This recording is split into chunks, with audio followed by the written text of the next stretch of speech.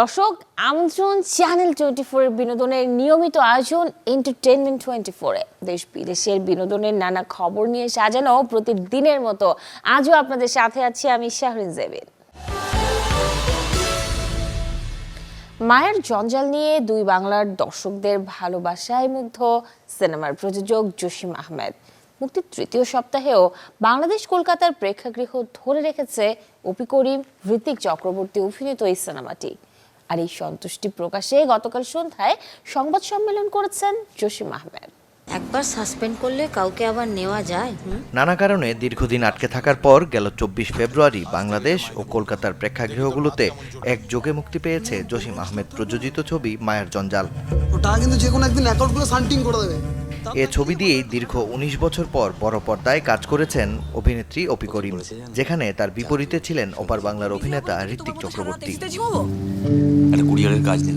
মুক্তির তৃতীয় সপ্তাহে এসেও প্রেক্ষাগৃহে দর্শকদের উপস্থিতি দেখে বেশ উচ্ছ্বসিত প্রযোজক জসিম আহমেদ। সোমবার এক সংবাদ সম্মেলনে তিনি বললেন, ভিন্ন গল্পের এই ছবিটি নাকি ভালো লেগেছে দর্শকদের।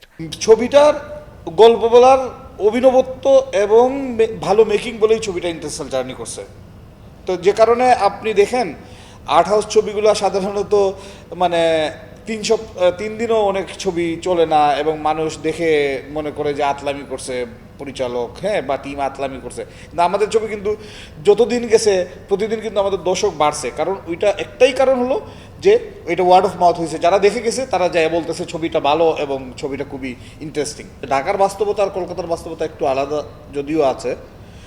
তারপরে কলকাতায় যে জিনিসটা হয়েছে যে আসলে ছবিটা সম্পর্কে পুরো ওয়ার্ড অফ মাউথ হয়েছে এবং এমন সব মানুষরা ছবি সম্পর্কে বিশাল বিষয় রিভিউ দিচ্ছেন যেগুলো আমরা আসলে ওনাদেরকে চিনি না। ইভেন সব কিছু মিলায় আমাদের অনেক প্রাপ্তি ছিল, কিন্তু আমাদের আসল যে পাওনাটা ছিল এই দুই বাংলার মানুষের ভালোবাসা, সেটা আমাদের থেকে একটু দূরে ছিল কোভিডের কারণে। তো আমরা ওইটা এখন পেয়ে গেছি এবং মোটামুটি তৃতীয় সপ্তাহে এসে আমরা আমাদের প্রাপ্তি নিয়ে সন্তুষ্টই আছি। সংবাদ সম্মেলনে প্রযোজক আরও জানান, কথা সাহিত্যিক মানিক বন্দ্যোপাধ্যায়ের দুটি ছোট গল্প অবলম্বনে নির্মিত মায়ের জঞ্জাল খুব শিগগিরই মুক্তি পাবে বিশ্বের নানা দেশের বাংলা ভাষাভাষীদের জন্য। ইন্টারন্যাশনাল রিলিজের একটা আলাপ আলোচনা চলছিল। তো আমরা যেটা আগে দেশে রিলিজ বা আমাদের দুই বাংলায় রিলিজের পরেই আমরা মূলত ইন্টারন্যাশনাল রিলিজের কথা ভাবতেছিলাম। তো এখন আমাদের যেটা হচ্ছে যে আমাদের তো কলকাতায় এই সপ্তাহ এবং আগামী সপ্তাহ আমরা ছবিটা রাখছি। এই আমাদের এইখানকার আবার কিছু কিছু আমাদের দেশে কিন্তু আবার মফস্বলের দিকে কিছু কিছু জায়গা থেকে আমাদের ছবিটা নেওয়ার জন্য আগ্রহ দেখা যাচ্ছে। যেমন গত 2 সপ্তাহ পাবনাতে আমাদের ছবি আছে এবং খুব ভালো, ওখান থেকে আমরা খবর পাইছি যে ওখানে খুব ভালো যাচ্ছে। তো এইভাবে আমাদের তো আরও কিছুদিন হয়তো দেশের ভিতরে জার্নি করবে ছবিটা বিভিন্ন হলে। তারপরে আমরা আসলে একটা টাইম ঠিক করব যে আমরা ইন্টারন্যাশনাল রিলিজটা কবে করব। আমাদের ডিস্ট্রিবিউটরের সাথে আলাপ আলোচনা চলতেছে। আজকে কিন্তু আপনাকে এখানে খেয়ে যেতে হবে গণেশদা। মায়ার জঞ্জাল ছবিতে গণেশবাবু চরিত্রে ব্রাত্য বসু, বিউটির ভূমিকায় চান্দ্রী ঘোষ এবং সত্য চরিত্রে আছেন সোহেল মণ্ডল। চন্দন সাতরা? হ্যাঁ, কেন? চল চল মানে কোথায়? মাকসুদুল হক ইমু, চ্যানেল 24, ঢাকা। এবারে জন্মদিনের শুভেচ্ছা জানাবো বলিউডের 3 খানের এক খান আমির খানকে। 57 বসন্ত পেরিয়ে আজ 58 বছরে পা দিয়েছেন মিস্টার পারফেকশনিস্ট। জন্মদিনে জানবো আমির খানের ব্যক্তি, সাথে চলচ্চিত্রের গল্প। হিন্দি সিনেমার অন্যতম বড় নাম আমির খান। কিয়ামত সে কিয়ামত তাক ছবিতে প্রেমে পড়া শেখানো হোক, বা দিল চাতা হে বন্ধুত্বের নতুন সংজ্ঞা প্রকাশ, অথবা ধরুন লাগান মঙ্গল পাণ্ডের মতো ঐতিহাসিক চরিত্র, বলিউডের মিস্টার পারফেকশনিস্ট নামই যথার্থ। 1965 সালে মুম্বাইতে জন্ম নেন আমির খান। পুরো নাম মোহাম্মদ আমির হোসেন খান। মাত্র 8 বছর বয়সে চাচা নাসির হোসেনের চলচ্চিত্র ইয়াদো কা বারাতে শিশু শিল্পী হিসেবে অভিষেক ঘটে তার। লাগান, রাং দে বাসন্তী, তারে জামিন পার, 3 ইডিয়টস, গজনি, দাঙ্গাল সহ আরও ভিন্ন স্বাদের চলচ্চিত্র আছে আমিরের ঝুলিতে। অভিনয়ের সাথে সাথে পরিচালনা এবং প্রযোজনাতেও সমান পারদর্শী আমির খান। আমির খান সফল হয়েছেন জুহি চাওলা, মাধুরী দীক্ষিত, করিশ্মা কাপুর, কারিনা কাপুর, রানী মুখার্জি, টাবু, মনীষা কৈরালা, পূজা ভাটের মতো নন্দিত অভিনেত্রীদের বিপরীতে কাজ করে। কাজের স্বীকৃতিতে আমির খান ১৬ বার ফিল্মফেয়ার জিতেছেন আর আলোকিত হয়েছেন পদ্মশ্রী পদ্মভূষণ অর্জন করে। আজ তার জন্মদিন। শুভ জন্মদিন Aamir Khan. Desk report, channel 24। দর্শক, এবারে ছোট করে জানবো দেশ বিদেশের বিনোদনের কিছু গুরুত্বপূর্ণ খবর। জানবো দিনভর কোন তারকা কি কারণে ছিলেন খবরের শিরোনামে। রায়হান রাফি পরিচালিত আফরান নিশোর প্রথম ছবি সুড়ঙ্গর প্রথম লটের শুটিং শেষ হয়েছে। সিলেট শহর থেকে প্রায় ৫ ঘন্টা দূরত্বে একটি লোকেশনে সিনেমাটির ক্যামেরা ওপেন হয় গত ৫ মার্চ। বাংলাদেশ শিল্পকলা একাডেমির পরিচালকের দায়িত্ব পেলেন অভিনেত্রী জ্যোতিকা জ্যোতি। জনপ্রশাসন মন্ত্রণালয় থেকে এ সংক্রান্ত প্রজ্ঞাপন জারি করে বলা হয়েছে, আগামী ২ বছরের জন্য জ্যোতি চুক্তিভিত্তিক এই নিয়োগ পেয়েছেন। বঙ্গবন্ধুর ৭ মার্চের ভাষণের ওপর অনন্য মামুন পরিচালিত চলচ্চিত্র রেডিও সিনেমা হলে মুক্তি পাচ্ছে ১৭ মার্চ। ছবিটিতে অভিনয় করেছেন রিয়াজ, জাকিয়া বারি মম, লুৎফর রহমান জর্জ, নাদের চৌধুরী, প্রাণ রায় ও এলিনা শাম্মী প্রমুখ। ব্যক্তিজীবনের চর্চা একদমই পছন্দ নয় দক্ষিণী তারকা জনপ্রিয় অভিনেত্রী তামান্না ভাটিয়ার।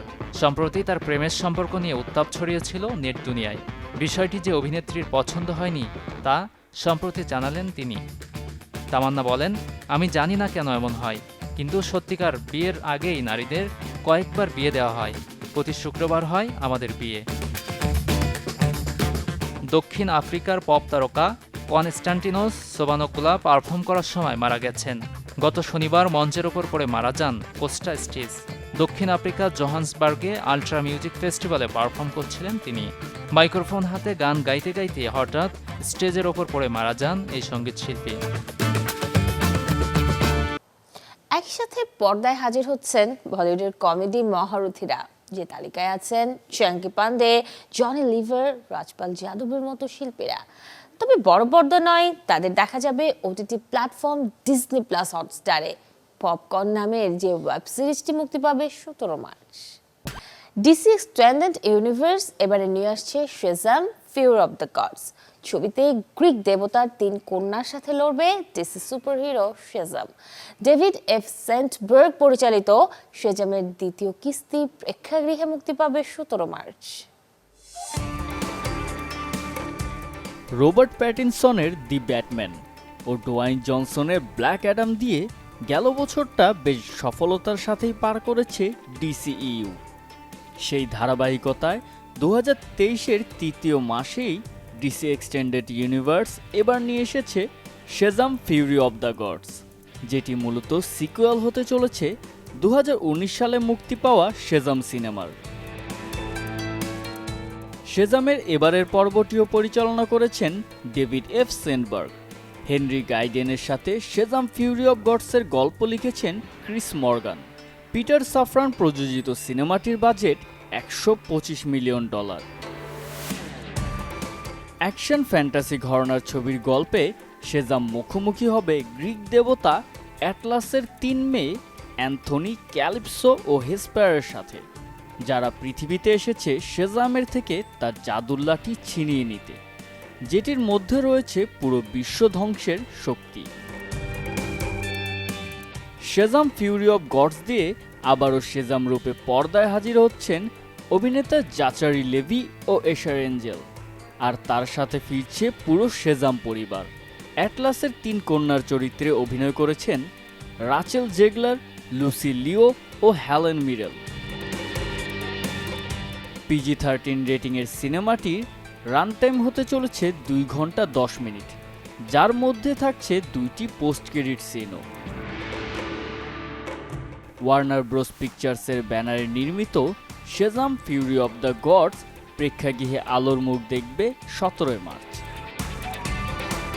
জুবাইর হোসেন সজল, চ্যানেল 24। দর্শক, এই ছিল এন্টারটেনমেন্ট 24-এর আজকের আয়োজনে। বিনোদনের সব খবর জানতে ভিজিট করুন আমাদের ফেসবুক পেজ এবং ইউটিউব চ্যানেলে। আগামীকাল ঠিক একই সময়ে আবারও দেখা হবে। সেই পর্যন্ত সবাই ভালো থাকুন, সুস্থ থাকুন, চ্যানেল 24-এর সাথেই থাকুন।